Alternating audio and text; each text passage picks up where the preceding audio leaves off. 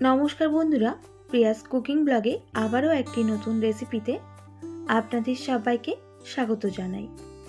আজকে আমি আপনাদের সঙ্গে সম্পূর্ণ নিরামিষ পদ্ধতিতে বাঁধাকপির একটি মুখরোচক রেসিপি শেয়ার করব। একবার খেলে বারবার বানাবেন। আশা করি আজকের রেসিপি আপনাদের ভালো লাগবে। তো চলুন আজকের সম্পূর্ণ রেসিপি দেখে নিই। প্রথমে বাঁধাকপি কেটে নিয়েছি, তবে বাঁধাকপির পুরো অংশটা আমি ব্যবহার করব না, দুভাগের এক ভাগ নিয়েছি। আর ঠিক বাঁধাকপিগুলো এইভাবে কেটে নিতে হবে। খুব বেশি ছোট ছোট করে কাটবো না, এইরকম বড় বড় সাইজ করে কেটে নিচ্ছি।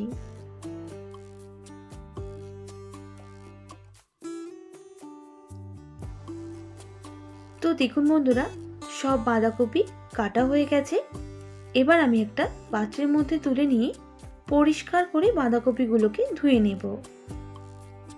এর জন্য একটা মশলা বেটে নিতে হবে, তাই নিয়ে নিচ্ছি 1 টেবিল চামচ কালো সরষা আর হলুদ সরষা 1 টেবিল চামচ, আর নিয়ে নিচ্ছি 1 টেবিল চামচ পোস্ত। এর একটা মিহি পেস্ট করে নেব। এদিকে বসিয়ে দিলাম কড়া। এবার কড়াইটা ভালোভাবে গরম করা হয়ে গেলে আমি এখানে চিনে বাদাম ভেজে নেব। শুকনো কাঠখোলায় ভেজে নেওয়ার পর সাদা তেল দিয়ে বাদামগুলো ভেজে নিয়েছি। ঠিক এইভাবে ভেজে নিতে হবে। আর সঙ্গে দুটো কাঁচা লঙ্কা ভেজে নিয়েছিলাম, সেটা আর দেখালাম না। এবার আমি ওই তেলের মধ্যে দিয়ে দেব সামান্য পরিমাণ কালো সর্ষে, দিয়ে দিচ্ছি সামান্য পরিমাণ ফোড়ন, সঙ্গে একটা তেজপাতা আর শুকনো লঙ্কা। ফোড়নগুলো ভালোভাবে ভেজে নিতে হবে।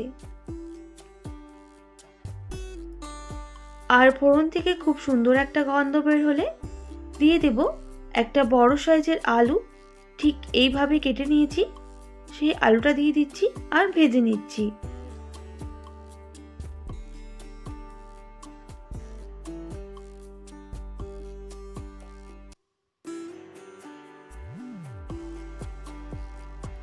আর এদিকে আলুটা ভাজা হতে থাক, আমি ওইদিকে বাঁধাকপিটা সেদ্ধ করে নেব।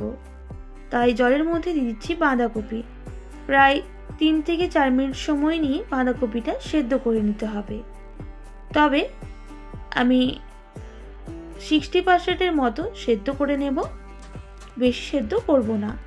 দেখতেই পাচ্ছেন বাঁধাকপিটা কিন্তু সেদ্ধ হয়ে এসেছে।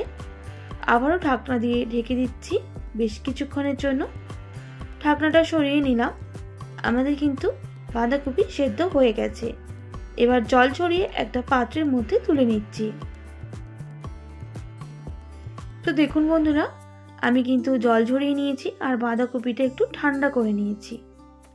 এবার মশলা অ্যাড করব। দিয়ে দিচ্ছি পরিমাণ মতো লবণ আর সামান্য হলুদের গুঁড়ো, সামান্য ঝাল লঙ্কার গুঁড়ো। ঝালটা আপনারা কম বেশি করে নেবেন। এবার দিয়ে দিচ্ছি আদা বাটা একদম সামান্য পরিমাণ, সঙ্গে দিয়ে দেব যে সর্ষে পোস্ত বেটে রেখেছিলাম সেটা 1 টেবিল চামচের মতো, আর সঙ্গে বাদাম ও কাঁচা লঙ্কা বাটা, আর দিয়ে দেব টমেটো কুচি।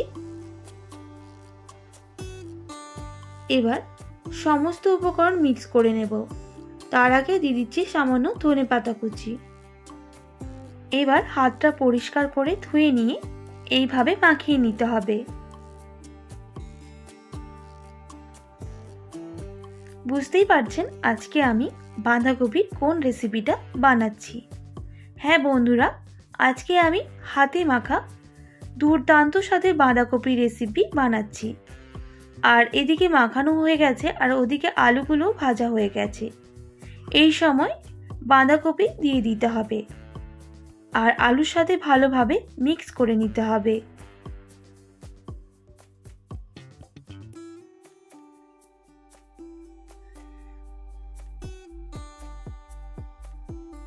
এইভাবে বেশ কিছুক্ষণ নাড়াচাড়া করে নেওয়ার পর আমি বাটি ধোয়া সামান্য জলও অ্যাড করে দিলাম।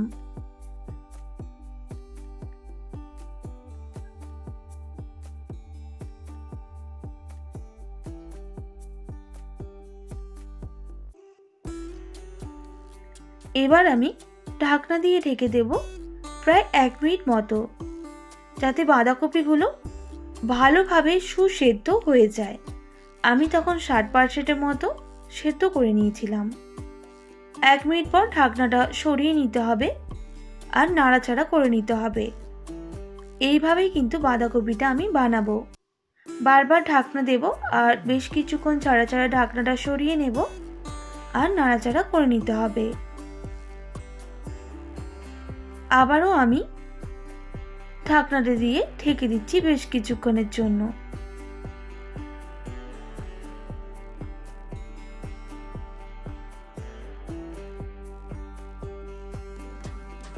আবারও আমি ঢাকনাটা সরিয়ে নেব আর নাড়াচাড়া করে নিচ্ছি। দেখতেই পাচ্ছেন জলটা কিন্তু শুকনো হয়ে আসছে।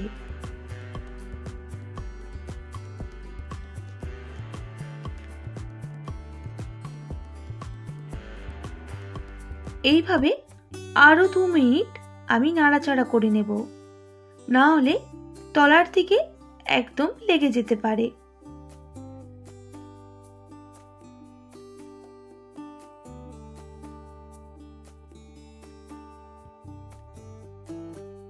আমি আবারও ঢাকনা দিয়ে ঢেকে দেব বেশ কিছুক্ষণের জন্য।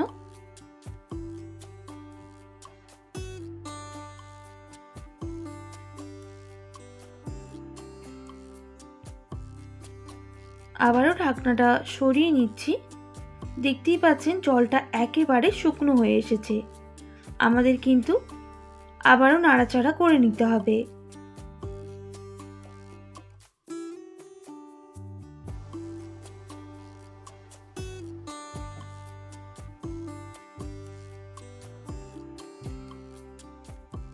আরও বেশ কিছুক্ষণ রান্না করে নিলেই আমাদের রেসিপি একদম রেডি। আলু আর বাঁধাকপি কিন্তু ভালোভাবে সুসেদ্ধ হয়ে গেছে।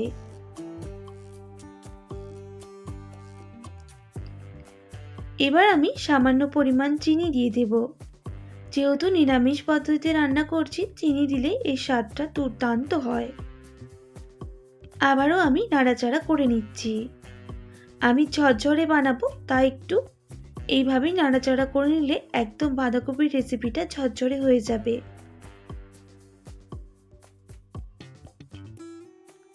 রেসিপি কিন্তু আমাদের একেবারে রেডি।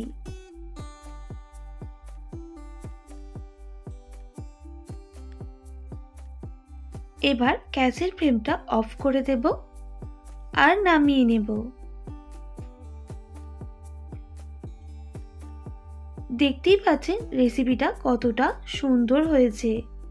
যে কোনো নিরামিষের দিন এইভাবে বাঁধাকপির রেসিপি বানিয়ে বাড়ির সবাইকে চমকে দেবেন। খেতে যেমন অপূর্ব হয় আর ঝটপট বানানোও হয়ে যায়। আশা করি আজকের রেসিপি আপনাদের ভালো লেগেছে। ভালো লেগে থাকলে অবশ্যই একটি like, comment, share and subscribe করে আমার পাশে থাকার অনুরোধ রইল। পাশে থাকা বেল আইকনটিও প্রেস করে দেবেন, তাহলে নিত্য নতুন রান্নার ভিডিওগুলি আপনাদের কাছে পৌঁছবে। আজকের মতো এতটাই। আবারও নতুন কোনো রেসিপি নিয়ে দেখা হবে। আপনারা ভালো থাকবেন, সুস্থ থাকবেন, আর এতক্ষণ আমার সঙ্গে থাকার জন্য অনেক ধন্যবাদ আপনাদের সবাইকে।